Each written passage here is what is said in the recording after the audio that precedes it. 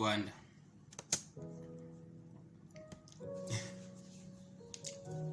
andiphendulwanga ileta yesicelo ndicela unikhuphe ekhwapheni.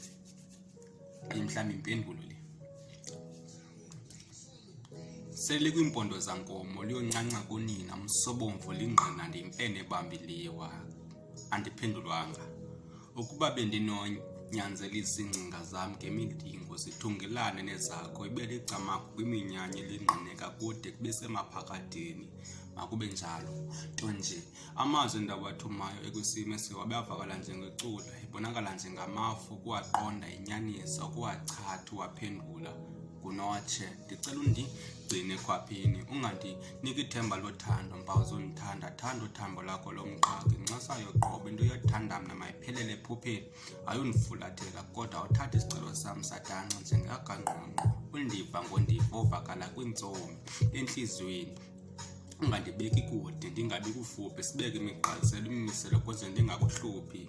Asinathi wokhala igxalaba likhona lothoba amaxhala kodwa ndonqaba. Zonganikhumbula undibeke kwelo libala kuba mna ke ndizibona kungafanelekanga ndibe kubukho benzakazi ikwisimo sendalo.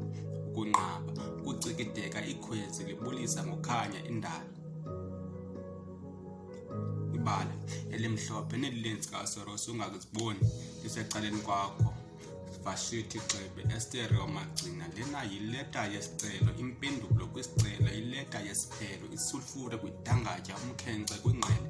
Ungandiva kakubi xa ndiphamkelwe entliziyweni njengangcibi stena samento undixhaye, ungandivumi kuba ndingulona xa othi uphekwa sisinqalo, usikhupha isikhalo ngomlomo, imilebe ndiyithumi yovingca eso sithuba ngokungxama. Ungandifaki engqondweni woncanwa ziziyolo ufuna ukhana ukundibeka emfanekisweni undimeme njengandwendwe. Noxa kunjalo ungandifaki entliziyweni engqondweni nakwimvakalelo ndingagangi.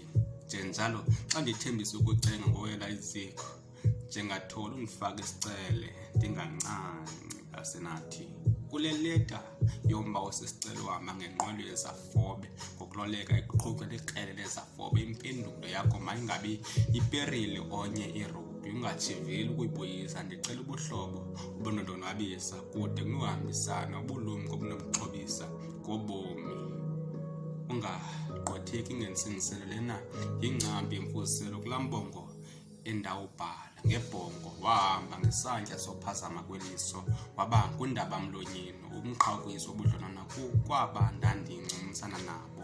Ko ndinqanda amathe sisirhorho kuba undicela unikhuphe ekhwakhweni.